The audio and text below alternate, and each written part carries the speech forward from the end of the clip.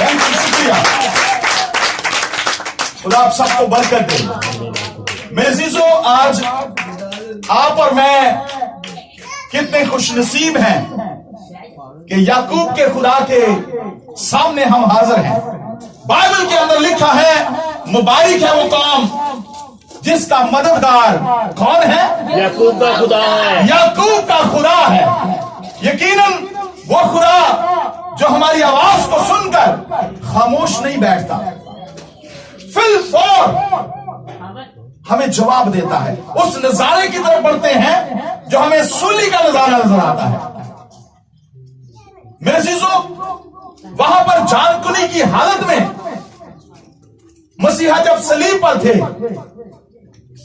तो देखिए कि उसके कान जो है, उसका जिस्म जो है, उसका सर जो है, उसकी पसली जो है, बदन का एक एक हिस्सा जो है वो छलनी है, लेकिन फिर भी उस डाकू की आवाज पर कान धरे हुए हैं।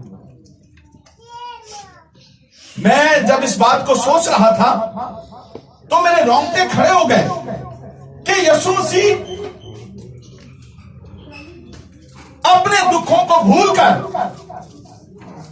उस डाकू को जो दुख के अंदर है उसको कह रहे हैं, निजात दे रहे हैं कि तू आज ही मेरे साथ फिरदौस में होगा। मेरे अजीजों, हमने गीत गाए, प्रस्तुत की बड़े जबरदस्त अंदाज से। आपने, बड़ों ने, बच्चों ने, माओं ने, बेटियों ने, बहनों ने बड़े जबरदस्त अंदाज से खुदा की प्रस्तुत की। और मैं ये कहता हूं कि जब भी आप खुदा की प्रस्तुत करें, आपके एक एक लफ्ज के ऊपर आपका फोकस होना चाहिए। ऐसे ही कलाम भी ऐसा ही है। इसके एक एक नुक्ता पर, एक एक शुशा पर, एक एक हिस्सा पर, एक एक लफ्ज पर आपका पूरा फोकस होना चाहिए। मैंने पहले आपको गीत में सिखाया कि हमने 3 अंतरों को गाया गीत के, और तीनों अंतरों के अंदर हमने बड़ा फर्क पाया। फर्क क्या था? हाय गुनाहों के सबब से फरिश्ते जो है कहां डाले गए? आग में डाले गए। फिर हमने गाया, बाप आदम किस सबब से बाल से हाँका गया? हाय गुनाहों के सबब से। ये गुनाह जो है, ये सारा गुनाह, ये हमें इस पर कड़ी नजर रखनी है।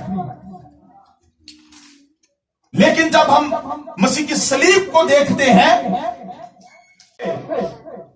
मेरे गुनाहों के सबब से वो दुख में सूली पर हुआ।